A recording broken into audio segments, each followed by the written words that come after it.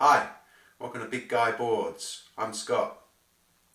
This video is going to be about learning to surf, specifically for bigger people. So learning to surf can be hard for anyone, but if you're carrying a bit more weight, there are specific factors which can make it even more tricky. So based on my experience, I'm just going to run through a few factors that might help you if you're learning to surf. So enjoy the video. So volume is an important consideration for anyone learning to surf. For me, as a bigger surfer, I think volume is even more important. So if you're carrying a bit more weight and you're learning to surf, you really need to consider the volume of your surfboards. I'll explain in more detail why that's important, but if you're a beginner watching now and you're unclear of what surfboard volume is, I'll just give a brief explanation. So if we use an analogy of a solid block of foam, a box shape, you can calculate how much foam is in that block. We could call that the volume. You could have a couple of other solid blocks of foam that might be completely different shapes. So you could, for example, have a long thin one. You could have another one which is a bit flatter and wider. You could have one in the middle. If you measured the volume in each of those three blocks, potentially they could have the same volume. The same thing applies for surfboards. So you could potentially have a long thin surfboard, you could have a much shorter but wider and thicker surfboard, you could have something in the middle. Those three surfboards, although they look completely different, could potentially have the same volume. Volume is really important for a surfer because the level of volume, the level of foam within that surfboard will dictate how much it floats.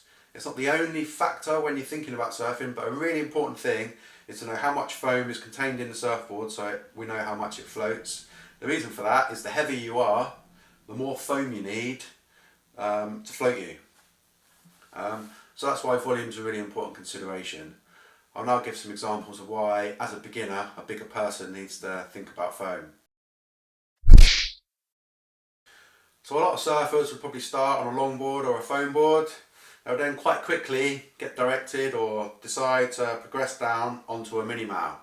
I'll just put a couple of pictures up so you kind of know the difference of the boards I'm talking about, from a longboard to a Minnie Mouse. Some people are directed straight away onto Minnie Mouse.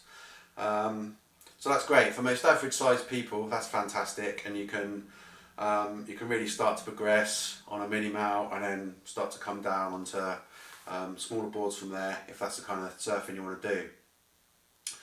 That can be a problem for a bigger person, and I've seen lots of examples of bigger people get guided straight away towards Minnie Mouse which don't suit them. So I've just explained volume. So what a lot of the big surfboard brands will do is recommend how much volume you need, and they would base that on your weight first of all and then your ability. So the reason that's important is someone of my weight, I'm around 150 kilos. I think the recommendation is for me as a kind of intermediate up to expert. I think expert would be 38 litres of volume. I think as a beginner I would be advised to be on a surfboard that is 80 litres of volume. So why is that important?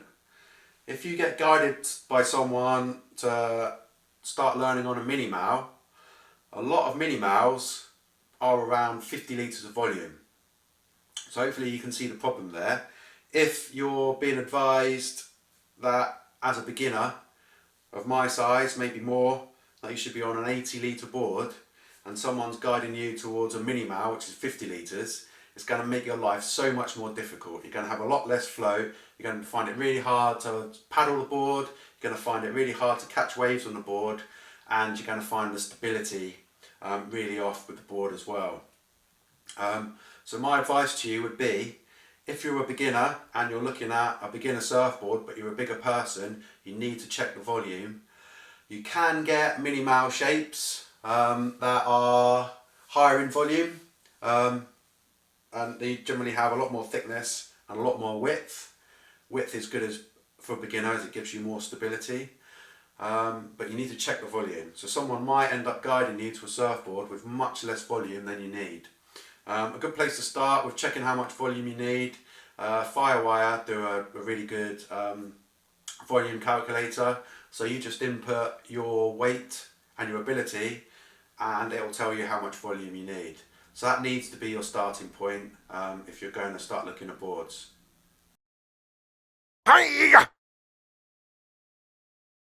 So as a beginner, one of the first things you need to look at is how you're popping up on the surfboard. And what I mean by that is when you're paddling for the wave, is how you get to your feet.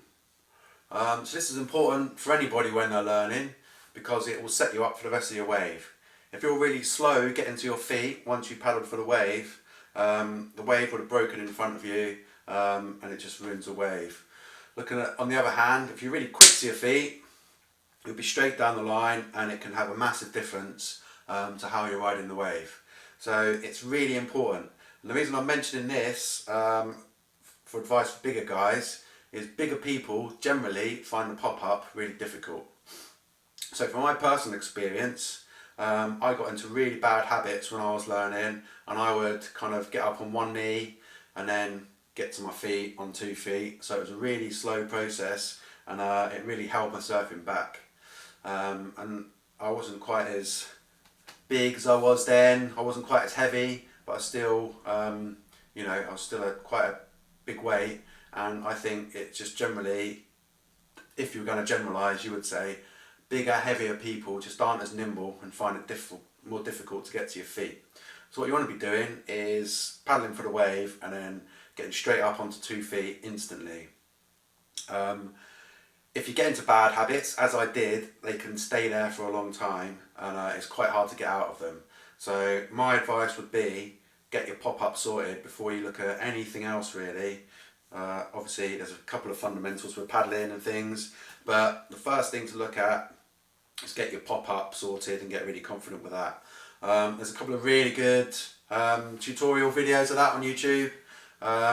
You can find all kind of instructions on it. It's relatively straightforward how to do it. You don't really need to worry too much about your positioning as long as you're on the middle of the board, I would say, as a beginner if you're on a bigger board. But really focus on that and don't get into bad habits straight away.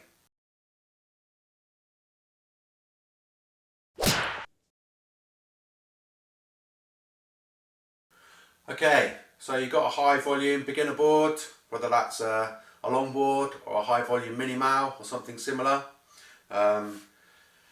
You've worked on your pop-up, you're now getting more confident, you can get to your feet relatively quickly, you can go left or right on the wave, you can ride on some waves, you can go down the green part of the wave and actually ride across the wave.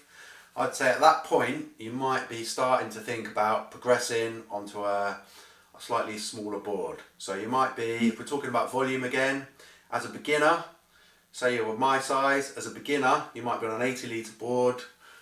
You might be moving down to more of a beginner intermediate volume, so you might want to come down again. For me personally, if you're my weight, I think a beginner intermediate volume might be around 60 litres maybe, around that mark, that's a guess. But you can drop in volume and maybe start looking at different boards. So an average size person at this point will probably start looking at either a fish, I'll put a couple of pictures up of these. So you could be looking more of a fish template to progress onto smaller boards. You could be looking at more of a hybrid, or you could be looking at more of a fun board. So these types of boards, you could say, are the middle ground between a Minnie Mouse and more of a performance shortboard template. So they're really good to help you progress. The reason that I mention this is, as a bigger person that's carrying more weight, if you're starting to look to progress onto those boards, and as I mentioned, say your intermediate kind of middle level volume is around 50 or 60 litres, those type of boards usually can be under 40 litres. So again, it's so important to be checking the volume on those kind of boards, and you'll need a really high volume version of one of those shapes to progress onto. If you just go for average size fish or hybrid or fun board, it would probably be closer to the level of volume that you should be riding as an expert. So again, You don't want to make your life really difficult, and it's all about finding the right board. So there's a massive range of boards out there that would be perfect to progress as a kind of beginner intermediate. I'll just run through a couple of examples for you just to give you some idea of what kind of things you could be looking for. So one example is the TalkTech Big Boy 23. So that is would for me be a good step down, next level board from a high volume Minnie Mouse or longboard. It's got enough design attributes to make it slightly more performance-y and getting used to turning a bit more, but again it packs loads of volume in there. Lost Crowd Killer, again similar to the Talk board, same kind of attributes. It's almost like a shortboard hybrid, but there's just an extra foot of surfboard in the middle there to add more volume. Again, that would be a good thing to kind of keep the volume in there but get some performance attributes. Another example would be the Firewire Greedy Beaver. So Firewire do quite a big range of high volume surfboards, and they're well worth a look if you're looking to progress down from a big Minnie Mouse or longboard. So that's a summary of some of my experiences of being a beginner surfer as a bigger person. I just wanted to pass some of that on, so hopefully some people out there might not come up against and make the same mistakes as I did when I was learning to surf. Hopefully it'll make it a bit more of an easy process for you. My first bit of advice would be straight away you need to get to a surf school and get just a couple of lessons. There's lots of things I didn't cover to do with safety in the water and a few just ground rules that you have when you're surfing. So the first thing to do is get to a surf school and get a couple of lessons, or get lessons off a really experienced surfer. But hopefully once you've done that you won't fall into some of the traps that I did. As always, thanks for watching. Leave your comments below and check out my forum on Facebook, Big Guy Boards. Cheers!